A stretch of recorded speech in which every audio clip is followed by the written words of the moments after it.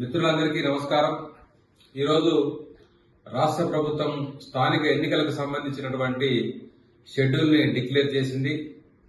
రేపు అక్టోబరు 9వ తేదీ నుండి అఫీషియల్గా కోడ్ అమల్లోకి వస్తుందని, అదే రోజు నుంచి జడ్పీటీసీ ఎంపీటీసీ ఎన్నికలకు సంబంధించిన నామినేషన్ కూడా వేసుకోవచ్చని చెప్పేసి షెడ్యూల్ డిక్లేర్ చేశారు. ఆ తర్వాత 3 ఫేజులుగా సర్పంచ్ ఎన్నికలు నిర్వహిస్తామని చెప్పారు. ఓవరాల్ గా నవంబరు 15వ తేదీలోపు ఎన్నికలు పూర్తి చేయాలని చెప్పేసి రకరకాల డేట్స్ అన్ని కూడా పెట్టడం జరిగింది. ఎన్నికల కోడ్ అమల్లోకి వస్తే మా పోస్టుల యొక్క భర్తీ ఏంటి అనేటువంటి ఒక పెద్ద సమస్య పారామెడికల్ సిబ్బంది ఎదుర్కొంటా ఉన్నారు. ఎందుకంటే మనకందరికీ తెలుసు 6,269 పోస్టులకు సంబంధించి ఇప్పటికే 25,000 మంది కాంట్రాక్ట్ ఎంప్లాయీస్, 75,000 మంది ఫ్రెషర్స్ ఎదురు చూస్తున్నారు. వీటిలో ల్యాబ్ టెక్నీషియన్ పోస్టులకు సంబంధించి మొత్తం వెరిఫికేషన్ కూడా కంప్లీట్ చేశారు. ఇప్పుడు అపాయింట్మెంట్ ఆర్డర్స్ ఇచ్చేటువంటి స్టేజ్ ఉంది. అలాగే స్టాఫ్ నర్సులకు సంబంధించి నర్సింగ్ ఆఫీసర్ల యొక్క పోస్టులు మెరిట్ లిస్ట్ ఇచ్చారు, ప్రొవిజనల్ మెరిట్ లిస్ట్ ఇచ్చారు. ఇప్పుడు తర్వాత 2వ మెరిట్ లిస్ట్ ఇవ్వాల్సి ఉంది, ఫైనల్ మెరిట్ లిస్ట్. ఆ తర్వాత వెరిఫికేషన్ పెట్టాల్సి ఉంది. అలాగే ఏఎన్ఎంలకు సంబంధించింది ప్రొవిజనల్ మెరిట్ లిస్ట్ కూడా ఇవ్వలేదు. ఫార్మాసిస్టులకు సంబంధించింది అసలు ప్రొవిజనల్ మెరిట్ లిస్టే ఇవ్వలేదు. 2 కేటగిరీకి సంబంధించినటువంటి ప్రొవిజనల్ లిస్ట్ ఇవ్వలేదు. ఒక నర్సింగ్ ఆఫీసర్లదేమో ఒక ప్రొవిజనల్ లిస్ట్ మాత్రమే ఇచ్చారు. ఒక ల్యాబ్ టెక్నీషియన్ మాత్రం వెరిఫికేషన్ దాకా పూర్తి చేశారు. ఇప్పుడు ఎన్నికల కోడ్ వచ్చింది. ఈ స్థానికల ఎన్నికలు అయ్యేదాకా ఈ పోస్టును భర్తీ చేస్తారా, భర్తీ చేయరా, ఆగుతాయా, కొనసాగిస్తారా అనేటువంటి అనేక రకాల ప్రశ్నలు ఇప్పుడు అందరి మధ్యలో మెదులుతున్నటువంటి విషయం ఉంది ఇప్పుడు. కాబట్టి ఏంటి పరిష్కారం? నేను చెప్పదలుచుకున్నది ఏంటంటే రాష్ట్ర ప్రభుత్వానికి ఒకటి డిమాండ్ చేస్తున్నాము. స్థానిక ఎన్నికలతో సంబంధం లేకుండా ఈ మొత్తం ప్రాసెస్ అంతా కంప్లీట్ చేయాలని చెప్పేసి మేము కోరుకుంటున్నాం. ల్యాబ్ టెక్నీషియన్లకు సంబంధించింది వెరిఫికేషన్ అంతా ఎన్నికల కోడ్ లోపే పూర్తి కాబట్టి ఎలక్షన్ కమిషన్ ఏమైనా అభ్యంతరం చెప్తా అనుకుంటే బోర్డు నుంచి కమిషన్ కు లెటర్ రాసైనా వాళ్ళందరికీ వెంటనే అపాయింట్మెంట్ ఆర్డర్స్ 9వ తేదీలోపు ఇవ్వాలని చెప్పి ఈ సందర్భంగా నేను కోరుతున్నాను. 9వ తేదీలోపు అపాయింట్మెంట్ ఆర్డర్స్ ఇచ్చేస్తే ప్రాబ్లం కూడా ఉండదు. ఇంకా వారం రోజులు టైం ఉంది కాబట్టి ప్రభుత్వం తగిన చర్యలు తీసుకోవాలని చెప్పేసి నేను డిమాండ్ చేస్తున్నాను. రెండవది నర్సింగ్ ఆఫీసర్లకు సంబంధించింది ఫైనల్ మెరిట్ లిస్ట్ ఇవ్వడానికి ఇది ఆటంకం కాదు కోడ్. కాబట్టి ఇంటర్నల్ గా చేసుకోవాల్సిన ప్రాసెస్ దాన్ని కంప్లీట్ చేయాలని గతంలో మీరు ఇచ్చిన హామీ ప్రకారంగా ధర్నా చేసినప్పుడు మీరు ఇచ్చిన హామీ ప్రకారంగానే అక్టోబర్ 10వ తేదీలోపు ఇప్పుడు 9 అంటున్నారు కాబట్టి 8వ తేదీ నాటికే మీరు 2వ merit list, final merit list ఇవ్వాలని చెప్పేసి కూడా మేము కోరుతున్నాం. ఆ తర్వాత వెరిఫికేషన్ అటువంటిది ఇంటర్నల్ గా చేసుకోవాల్సిన పని కాబట్టి చేసుకోవచ్చు, ఇబ్బంది కాదు. అలాగే ఏఎన్ఎంలకు సంబంధించి కూడా మీరు అక్టోబర్ 10లోపే ఇస్తామన్నారు ప్రొవిజనల్ మెరిట్ లిస్ట్, అది ఇప్పటిదాకా ఇయ్యలేదు.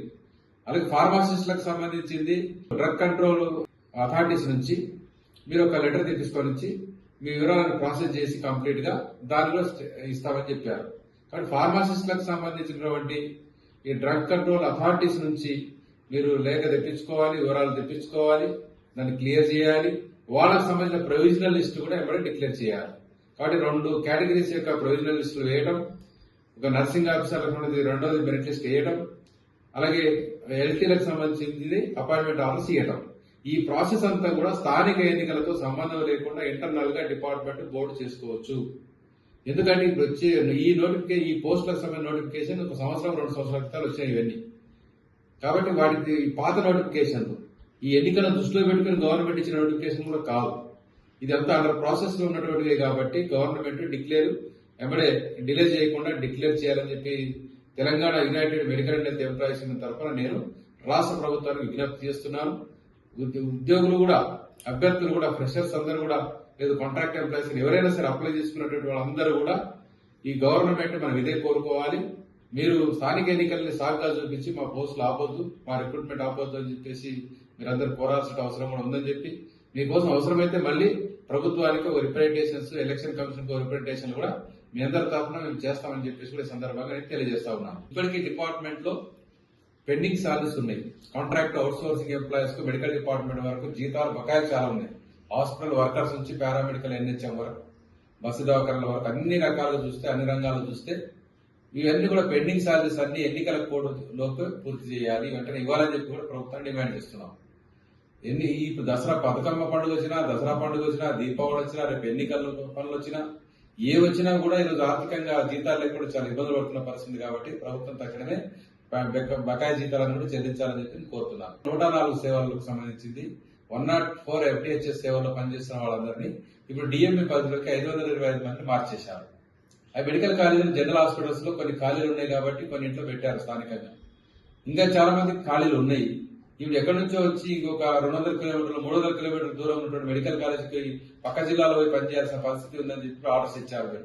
వాళ్ళకి ఇచ్చే అరకొర జీతాలతో కాంట్రాక్ట్ ఎంప్లాయీస్ వీళ్ళు ఇంకో జిల్లాకు 200 కిలోమీటర్ల దూరం వెళ్లి ఎట్లా అక్కడ పనిచేస్తారు?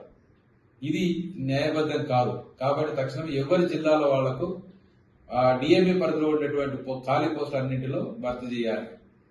ఒకవేళ లేకపోతే పోస్టు ఆ జిల్లా పరిధిలో వైద్య విధాన పరిస్థితి హాస్పిటల్స్ లో డైరెక్టర్ ఆఫ్ హెల్త్ పరిధిలో పిఎస్సీలో సిఎస్సీలో వాటన్నిటిలో అడ్జస్ట్మెంట్ చేసి అక్కడ కొనసాగించాలి తప్ప డిఎంఈకి ఇచ్చాం కాబట్టి మీరు వెళ్ళి చేసుకోండి అని చెప్పడం అనేది కరెక్ట్ కాదు. దాన్ని మేము తీవ్రంగా వ్యతిరేకిస్తున్నాం. ప్రభుత్వం కూడా దీన్ని కన్సిడర్ చేయకపోతే పరిశీలన చేయకపోతే పెద్ద ఎత్తున ఉద్యమం చేయాల్సిన పరిస్థితి ఉంటుందని చెప్పి సందర్భంగా నేను చెప్పదలుచుకున్నాను.